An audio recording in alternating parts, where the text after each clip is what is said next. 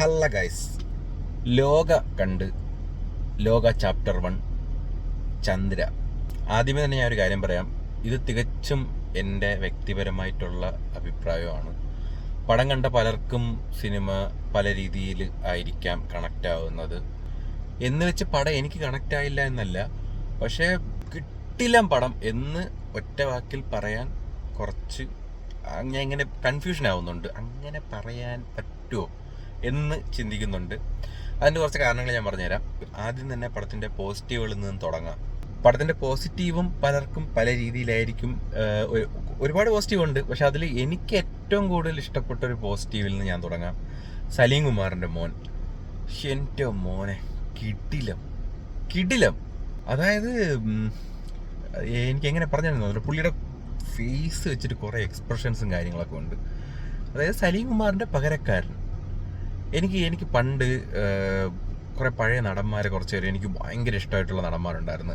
നമ്മുടെ ഇന്നസെൻറ്റ്, കൊച്ചിൻ ഹനീഫ, അതുപോലെ തമിഴ് നടൻ വിവേക്, ഇവരൊക്കെ മരിച്ചുപോയി. ഇവർ എനിക്ക് ഭയങ്കര ഇഷ്ടമായിരുന്നു. ഇവർക്കൊന്നും പകരക്കാരില്ല എന്നുള്ള ഒരു ചിന്ത എനിക്കുണ്ട്. അതുപോലെ തന്നെ എനിക്കിഷ്ടമുള്ളൊരു നടനും കൂടിയാണ് സലീം കുമാർ.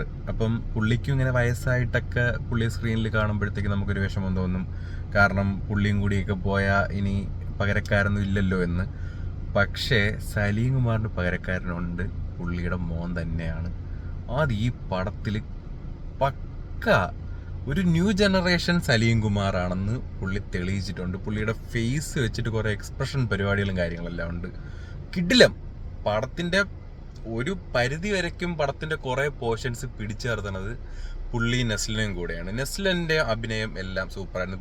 നെസ്ലിനും ഈ മറ്റേ ഫേസ് വെച്ചിട്ട് കുറേ പരിപാടികളൊക്കെ ഉണ്ട്, അടിപൊളിയാണ്. കാരണം കുറേ പോർഷനൊക്കെ നമുക്കൊരു ലാഗിലോട്ട് പോവേണ്ട ടൈപ്പ് പോർഷൻസ് ഒക്കെ വരും. പക്ഷെ അത് ലാഗല്ല, കാരണം അത് ലാഗിലോട്ട് പോവാതെ പിടിച്ചു നിർത്തിയിട്ടുള്ളത് നെസ്ലിനും ഈ സലീം കുമാറിൻ്റെ മോനൊക്കെയാണ്. ഇത് മലയാളത്തിലൊരു സൂപ്പർ വുമൺ പടമാണ്, ഒരു സൂപ്പർ ഹീറോയിൻ മൂവിയാണ്. ആ ഒരു റോള് ഗംഭീരമായിട്ട് തന്നെ കല്യാണി പ്രിയദർശൻ ചെയ്തിട്ടുണ്ട്. പിന്നെ അതെനിക്ക് ഭയങ്കര വണ്ടറിങ് ആയിട്ട് തോന്നിയില്ല. അതിന് കാരണം ഇതിനു മുന്നേ തന്നെ ആൻ്റണി എന്ന് പറഞ്ഞൊരു പടം ഇറങ്ങിയിട്ടുണ്ടായിരുന്നു. അത് ഭയങ്കര മറ്റേ ഫാൻറ്റസി പടമൊന്നുമല്ല, പക്ഷെ അതിൽ പുള്ളിക്കാരി ആക്ഷൻസ് കിടിലായിട്ട് ചെയ്തിട്ടുണ്ടായിരുന്നു. ആ പടത്തിൽ എനിക്ക് ഭയങ്കര വണ്ടറായി. കാരണം ഇത്രയും കിടിലായിട്ടൊക്കെ പുള്ളിക്കാരി ഇങ്ങനെ കൈകാര്യം ചെയ്യുമല്ലേ. അപ്പോൾ ഇതുപോലുള്ള ക്യാരക്ടറൊക്കെ പുള്ളിക്കാരിയുടെ കയ്യിൽ ഭദ്രമാണ് എന്ന് എനിക്ക് അന്നേ മനസ്സിലായി. സോ അതുകൊണ്ട് തന്നെ എനിക്ക് ഇതിൽ വന്നപ്പോഴത്തേക്ക് വീണ്ടും അങ്ങനെ ഒരു ഞെട്ടലൊന്നും വന്നില്ല. പടം തുടങ്ങി വരുമ്പം ഓപ്പണിംഗ് സീൻ തന്നെ കിടിലായിരുന്നു. കാരണം അത് കണ്ടപ്പോൾ തന്നെ എനിക്കങ്ങ് എൻ്റെ എക്സ്പെക്റ്റേഷൻ അങ്ങ് ഹൈ ആയിപ്പോയി. കാരണം ചിലപ്പോൾ എൻ്റെ ആ ഒരു ഓവർ എക്സ്പെക്റ്റേഷൻ കൊണ്ടായിരിക്കാം എനിക്ക് കുറച്ചൊക്കെ, സത്യം പറഞ്ഞാൽ അതാണ്. കാരണം ഞാൻ പ്രതീക്ഷിച്ചൊരു കാര്യം എനിക്ക് മൊത്തത്തിൽ കിട്ടിയില്ല. പക്ഷേ അല്ലാത്ത ഭാഗങ്ങളും ഉണ്ട്. അതിൻ്റെ ക്വാളിറ്റി ആയിക്കോട്ടെ, പിന്നെ ലൈറ്റിംഗ് പരിപാടികളൊക്കെ കിടിലുമായിരുന്നു. ഞാൻ നോക്കിക്കാണുന്നതോ അല്ലെങ്കിൽ ഞാൻ പറയുന്നതോ ഭയങ്കര മറ്റേ ആധികാരികമായിട്ടുള്ള ടെക്നോളജിയെ കുറിച്ചിട്ടൊന്നുമല്ല. സാധാരണക്കാരനായ ഒരാൾ ഒരു സിനിമ കണ്ടിട്ട് എന്താണോ തോന്നുന്നത് ആ ഒരു കാര്യം മാത്രമേ ഞാൻ പറയുന്നുള്ളൂ. പിന്നെ അതിൽ എൻ്റെ അഭിപ്രായമായിട്ട് പറയുമ്പം ചിലപ്പം ചില വ്യത്യാസങ്ങളൊക്കെ വരാം. പടത്തിൻ്റെ മ്യൂസിക് ആയിക്കോട്ടെ, JX ബിജോയ് കിടിലുമായിരുന്നു. പിന്നെ അതിലൊരു കാര്യമുണ്ട്, ഞാൻ പറയാം. പിന്നെ ഈ നെസ്ലിനും കല്യാണിയും സലീം കുമാറിൻ്റെ മോനും അല്ലാതെ ബാക്കി ഒരുപാട് നിഷാന്ത് സാഗർ, അങ്ങനെ ഒരുപാട് കാസ്റ്റൊക്കെ ഉണ്ട് പടത്തിൽ. എല്ലാവരും അടിപൊളി തന്നെയായിരുന്നു. ആരെയും നമുക്ക് ആ ഒരു ക്യാരക്ടറിന് ശരിയായില്ല എന്നൊന്നും പറയാനൊന്നുമില്ല. എല്ലാവരും അവരവരുടെ ക്യാരക്ടർ അടിപൊളിയായിട്ട് ചെയ്തിട്ടുണ്ട്. ഒറ്റ വാക്കി പറഞ്ഞാൽ ഈ പടം എന്ന് പറയുന്നത് ഒരു ക്യാരക്ടർ ഇൻട്രൊഡക്ഷനാണ്. അതായത് ഇവരൊരു പുതിയൊരു യൂണിവേഴ്സ് ഫോം ചെയ്തിട്ടുണ്ട്. അതിൽ ചന്ദ്ര എന്ന് പറയുന്ന ഒരു ക്യാരക്ടറും, അതുപോലെ ഇനി അങ്ങോട്ടുള്ള പടങ്ങളിൽ ഇതുപോലെ വേറെ ക്യാരക്ടേഴ്സ് വരുമായിരിക്കാം. അപ്പോൾ അങ്ങനെ ഈ ചന്ദ്ര എന്ന് പറയുന്ന ഒരു ക്യാരക്ടറിൻ്റെ ഇൻട്രൊഡക്ഷനാണ് പടം. അപ്പം അതല്ലാതെ പടത്തിൽ, കാരണം ഞാൻ പറഞ്ഞില്ല, എനിക്ക് ഭയങ്കരമായിട്ടുള്ള ഗൂസ് ബംസ് സീൻസൊക്കെ ഞാൻ പ്രതീക്ഷിച്ചിട്ടുണ്ടായിരുന്നു. പക്ഷെ അതിലൊക്കെ എനിക്ക് അങ്ങോട്ട് ആയില്ല. നമ്മളൊരു ഇൻ്റർവെൽ സീനുണ്ട്. ഇൻ്റർവെൽ സീനിൽ ഒരു ഫ്ലാഷ് ബാക്കും പ്രസൻറ്റും ഇങ്ങനെ കട്ട് ചെയ്ത് പോകുന്നൊരു പോർഷൻ വരും.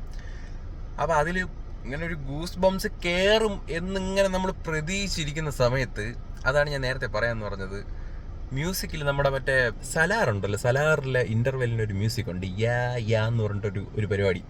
അതുപോലത്തെ ഒരു മ്യൂസിക് കയറി വരും. അപ്പം അതോടുകൂടി ഒരു ഒരിത്, അയ്യോ ഇതെന്ത് ഇവിടെ ഇങ്ങനെ ആയിപ്പോയത് എന്ന് ഇതെല്ലാവർക്കും തോന്നുന്നൊന്നും എനിക്ക് അറിഞ്ഞുകൂടാ, എനിക്ക് തോന്നി. പിന്നെ നമ്മുടെ മിന്നൽ മുരളി ഇല്ലേ, മിന്നൽ മുരളി നമുക്ക് തിയേറ്ററിൽ മിസ്സായിപ്പോയി. അപ്പോൾ ആ ഒരു വിഷമമൊക്കെ നമുക്ക് ഇതിൽ മാറിക്കിട്ടും. കാരണം നമുക്കത് തിയേറ്ററിൽ എക്സ്പീരിയൻസ് ചെയ്യാൻ പറ്റിയില്ല. അപ്പം അതുപോലത്തെ ഒരു പടം നമുക്ക് തിയേറ്ററിൽ എക്സ്പീരിയൻസ് ചെയ്യാൻ പറ്റുന്നുണ്ട്. ഒരു യൂണിവേഴ്സ് അവർക്ക് ഫോം ചെയ്യാൻ നല്ല രീതിയിൽ പറ്റിയിട്ടുണ്ട്. കാരണം പടം കൂടുതലും ഒരു രാത്രിയുടെ പശ്ചാത്തലത്തിലാണ് നടക്കുന്നത്. അപ്പം നമുക്ക് ആ ഒരു വേൾഡുമായിട്ട് നല്ല രീതിയിൽ കണക്ട് ചെയ്യാൻ പറ്റും. പിന്നെ ഇടയ്ക്കൊക്കെ ഞാൻ പറഞ്ഞതുപോലെ നമുക്കൊരു ലാഗ് ഉണ്ടോ എന്നൊക്കെ ഒരു തോന്നൽ, ഇങ്ങനെ നമുക്ക് കുറേ കാര്യങ്ങൾ ഇങ്ങനെ നമുക്കിങ്ങനെ വെറുതെ ഇങ്ങനെ കണ്ടുകൊണ്ടിരിക്കേണ്ടി വരുന്നുണ്ട്. പിന്നെ ലാഗിലോട്ട് പോയിട്ടില്ല, കാരണം അത് ഞാൻ ഈ പറഞ്ഞതുപോലെ ഈ നെസ്ലിനും സലീം കുമാറിൻ്റെ മകനും കൂടി ആ ഒരു പോർഷൻസൊക്കെ അടിപൊളിയായിട്ട് പിടിച്ചു നിർത്തിയിട്ടുണ്ട്. പിന്നെ പടം കൊള്ളൂല എന്നൊന്നും ഒരിക്കലും അല്ല, പടം കൊള്ളാം.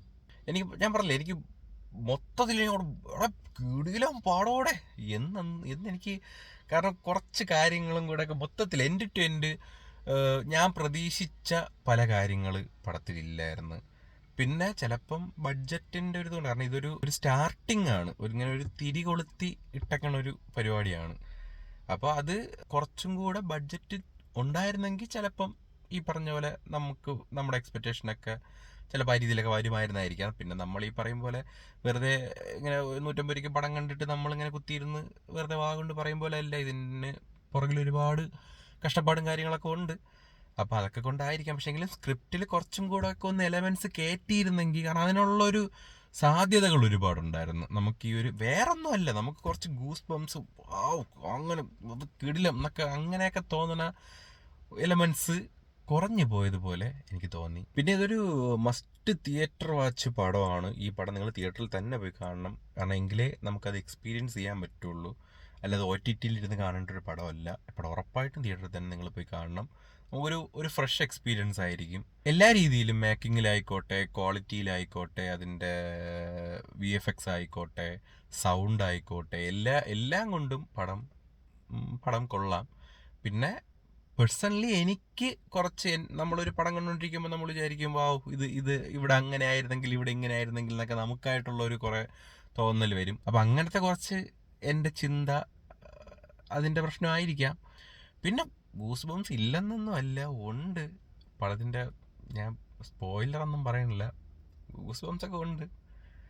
പടത്തിലൊരാൾ വരും, ഒന്നല്ല, നിങ്ങൾ പടം കണ്ടു നോക്ക്. ഒരുപാട് സർപ്രൈസ് ഉണ്ട് പടത്തിൽ. പടം കാണാം, തിയേറ്ററിൽ തന്നെ പോയി കാണണം. ഈ പടം വീട്ടിൽ ഇരുന്ന് കാണാനുള്ളൊരു പടമല്ല, തിയേറ്ററിൽ പോയി കാണേണ്ട പടമാണ്. അപ്പോൾ ഇതാണ് ലോകയെ പറ്റിയിട്ടുള്ള റിവ്യൂ. പിന്നെ ഞാൻ പറഞ്ഞില്ലേ, ഞാൻ ഭയങ്കര ആശയക്കുഴപ്പത്തിലായിപ്പോയി ഞാൻ.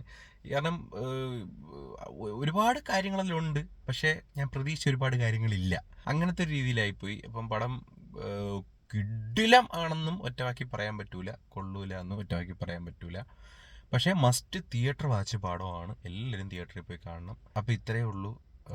ഇനി വേറൊരു വ്ളോഗോ റിവ്യൂ എന്തെങ്കിലുമൊക്കെ ആയിട്ട് ഞാൻ വീണ്ടും വരാം. Okay, by.